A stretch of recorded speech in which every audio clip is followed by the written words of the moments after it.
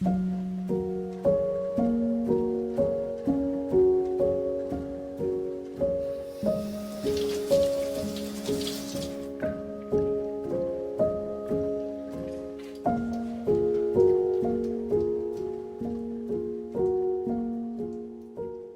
I'm Holly of Holly's Soapmaking. Recently I decided to try making a dish soap for the first time and thought I'd share the video of my process.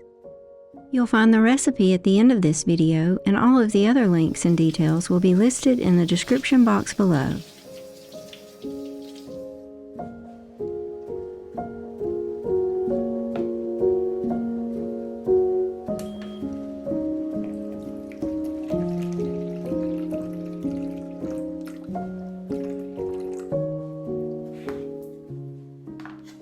I decided to use citric acid in my dish soap since it can help prevent soap scum. However, it does neutralize some of the sodium hydroxide, which requires a slight adjustment. So before making this soap, I read a great post on using citric acid in soap by Elly of Elly's Everyday Soapmaking, and I also watched two great videos, one by Ellen of Ruth Soap, and the other by Lisa of I Dream in Soap. All three were incredibly helpful in my understanding of the science and adjustment needed when adding citric acid to soap, and they explain all of this in much greater detail, so I highly recommend checking out their posts and videos. I used citric acid at a rate of 2% of my recipe oil weight, so for my 500 gram recipe I added 10 grams of citric acid. I simply mixed it into the distilled water before adding the sodium hydroxide. Sodium hydroxide is a caustic substance that can burn your skin and permanently damage your eyes, so be sure to learn and practice lye-safe handling procedures when making soap. As I mentioned, the amount of sodium hydroxide will need to be adjusted because 1 gram of citric acid neutralizes 0.624 grams of sodium hydroxide. So for every gram of citric acid, I needed to add an additional 0.624 grams of sodium hydroxide to account for that.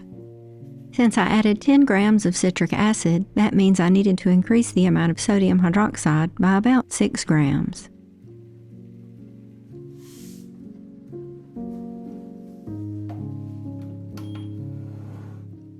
I slowly added the sodium hydroxide to the distilled water with citric acid and stirred until it was completely dissolved.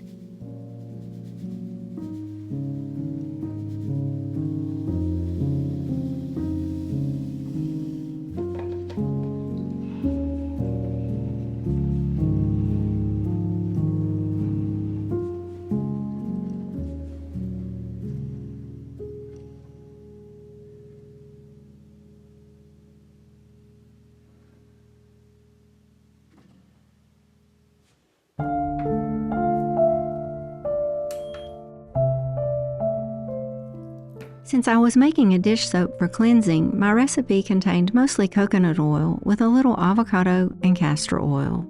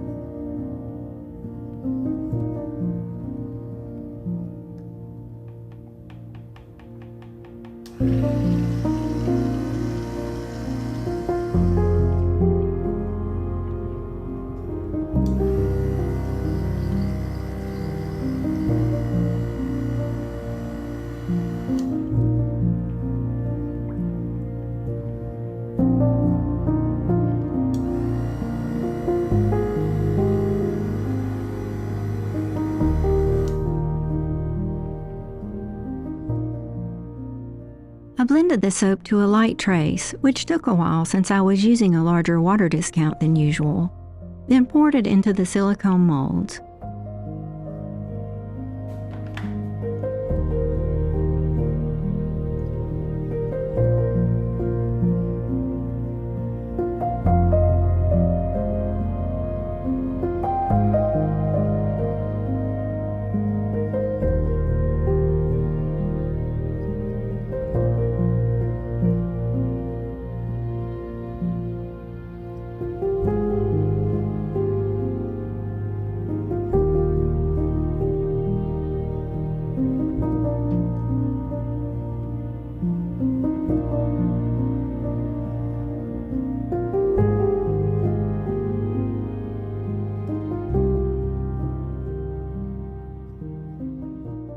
I just left the soap on the counter uncovered overnight and unmolded it the next day.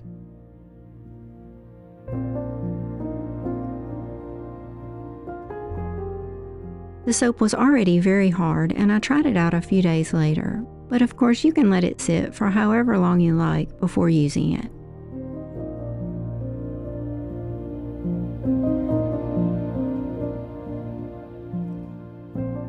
As you can see, I had a bit of an issue with my cute owl molds.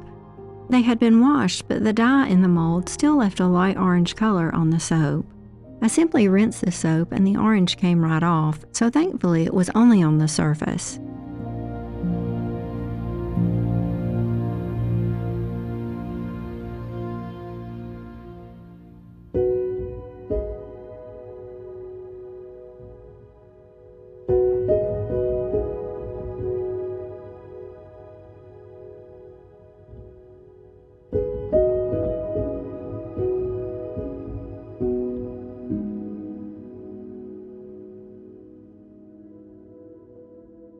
This was a cold processed soap, so I left the top of lye set to sodium hydroxide, or NaOH.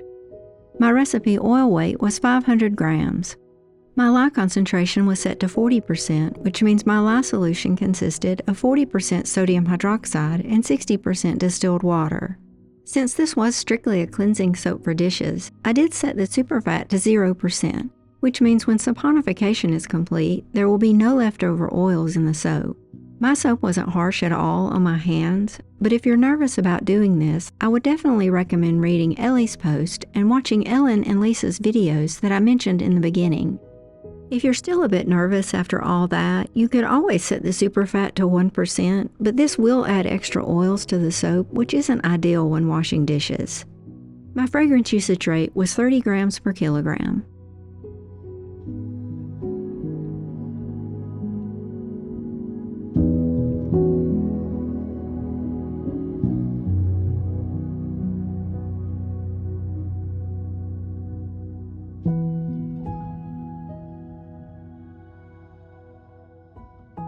Once you have everything entered, you just select to calculate the recipe, then to view or print it. SoapCalc will give you a listing of everything, including the amount of sodium hydroxide required to saponify your oils. Just remember, as I went over earlier in the video, you'll need to increase that amount a bit depending on how much citric acid you added. Thank you so much for watching, and I hope you found something useful here to help you in your soap making.